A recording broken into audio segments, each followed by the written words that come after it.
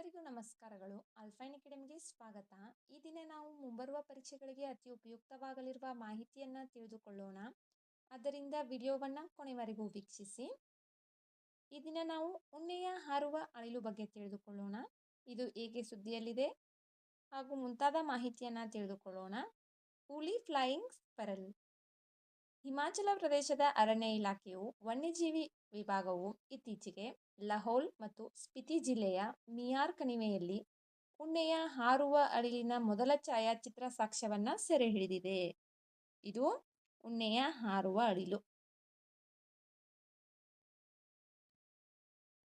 Western ಊಲಿ flying squirrel ಎಂದು ಕರೆಯಲ್ಪಡುವ ಊಲಿ flying squirrel ಏಷ್ಯಾದ ಅಪರೂಪದ ಮತ್ತು ಕಡಿಮೆ ಪರಿಚಿತ ಸಸ್ತನಿಗಳಲ್ಲಿ ಒಂದಾಗಿದೆ. ಇದು ವಾಯವ್ಯ ಹಿಮಾಲಯಕ್ಕೆ ಸ್ಥಳೀಯವಾಗಿದೆ. ಇದರ ವೈಜ್ಞಾನಿಕ ಹೆಸರು ಯುಪೆಟಾರಸ್ ಸಿನೇರಿಯಸ್.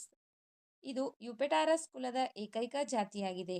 ಸುಮಾರು 70 ವರ್ಷಗಳ ನಂತರ 1994ರಲ್ಲಿ ಮರುಶೋಧನೆಯಾಗುವವರೆಗೂ ಇದು ಅಳಿದು ಹೋಗಿದೆ ಎಂದು ನಂಬಲಾಗಿತ್ತು. ಇದು ಒಣ ಕೋನಿಫರ್ ಕಾಡು ಪ್ರದೇಶದ ತೆಳುವಾದ ಎತ್ತರದ ಪಟ್ಟಿಯಲ್ಲಿ ಬಹಳ ಸೀಮಿತ ಪ್ರದೇಶದೊಳಗೆ ವಿಭಜಿತ ಆವಾಸ ಸ್ಥಾನದಲ್ಲಿ ವಾಸಿಸುವಂತೆ ಕಾಣುತ್ತದೆ. ಇದು ಉತ್ತರ ಪಾಕಿಸ್ತಾನ ಮತ್ತು ವಾಯವ್ಯ ಭಾರತಕ್ಕೆ ಸ್ಥಳೀಯವಾಗಿದೆ. ಇದರ ದೇಹವು ನೇರವಾದ ರೇಷ್ಮೆಯಂತಹ ಕೂದಲಿನ ದಟ್ಟವಾದ ಹೊದಿಕೆಯಿಂದ ಮುಚ್ಚಲ್ಪಟ್ಟಿದೆ. ಇದನ್ನು IUCN ಕೆಂಪು ಪಟ್ಟಿಯಲ್ಲಿ ಅಳಿವಿನಂಚಿನಲ್ಲಿರುವ ಜೀವಿ ಎಂದು ವರ್ಗೀಕರಿಸಲಾಗಿದೆ. IUCN international union for conservation of nature.